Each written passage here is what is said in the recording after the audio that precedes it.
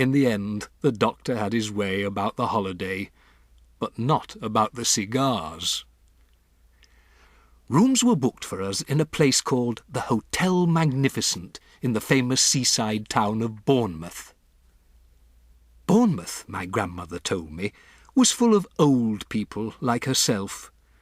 They retired there by the thousand because the air was so bracing and healthy. It kept them, so they believed, alive for a few extra years. "Does it?" I asked. "Of course not," she said. "It's tommy rot. But just for once, I think we've got to obey the doctor." Soon after that, my grandmother and I took the train to Bournemouth and settled into the Hotel Magnificent. It was an enormous white building on the seafront, and it looked to me like a pretty boring place to spend a summer holiday in. I had my own separate bedroom, but there was a door connecting my room with my grandmother's room so that we could visit each other without going into the corridor. Just before we left for Bournemouth, my grandmother had given to me, as consolation, a present of 2 white mice in a little cage, and of course I took them with me. They were terrific fun, those mice. I called them William and Mary, and in the hotel I set out right away teaching them to do tricks. The first trick I taught them was to creep up the sleeve of my jacket and come out by my neck. Then I taught them to climb up the back of my neck onto the top of my head. I did this by putting cake crumbs in my hair. On the very first morning after our arrival, the chambermaid was making my bed when one of my mice poked its head out from under the sheets. The maid let out a shriek that brought a dozen people running to see who was being murdered. I was reported to the manager. There followed an unpleasant scene in the manager's office with the manager, my grandmother, and me. The manager, whose name was Mr. Stringer, was a bristly man in a black tail coat. "I cannot permit mice in my hotel, madam," he said to my grandmother. "How dare you say that when your rotten hotel is full of rats anyway?" my grandmother cried. "Rats!" cried Mr. Stringer, going mauve in the face. "There are no rats in this hotel." "I saw one this very morning," my grandmother said. "It was running down the corridor into the kitchen." "That is not true," cried Mr. Stringer. "You had better get the rat catcher in at once," my grandmother said, "before I report you to the public health authorities. I expect there's rats scuttling all over the kitchen floor and stealing the food off the shelves and jumping in and out of the soup."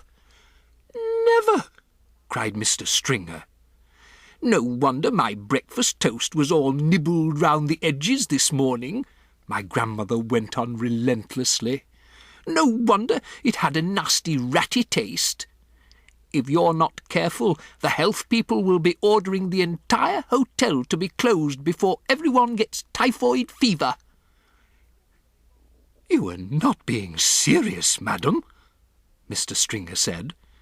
"I was never more serious in my life," my grandmother said. "Are you or are you not going to allow my grandson to keep his white mice in his room?" The manager knew when he was beaten. "May I suggest a compromise, madam?" he said. "I will permit him to keep them in his room as long as they are never allowed out of the cage. How's that?" "That will suit us very well," my grandmother said, and she stood up and marched out of the room with me behind her. There's no way you can train mice inside a cage. Yet I dared not let them out, because the chambermaid was spying on me all the time. She had a key to my door, and she kept bursting in at all hours, trying to catch me with the mice out of the cage. She told me that the first mouse to break the rules would be drowned in a bucket of water by the hall porter. I decided to seek a safer place where I could carry on with the training. There must surely be an empty room in this enormous hotel. I put one mouse into each trouser pocket and wandered downstairs in search of a secret spot. The ground floor of the hotel was a maze of public rooms, all of them named in gold letters on the doors. I wandered through the lounge, and the smoking room, and the card room, and the reading room, and the drawing room. None of them was empty. I went down a long, wide corridor, and at the end of it I came to the ballroom. There were double doors leading into it, and in front of the doors there was a large notice board on a stand.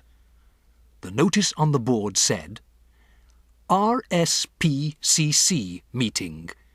Strictly private, this room is reserved for the annual meeting of the Royal Society for the Prevention of Cruelty to Children.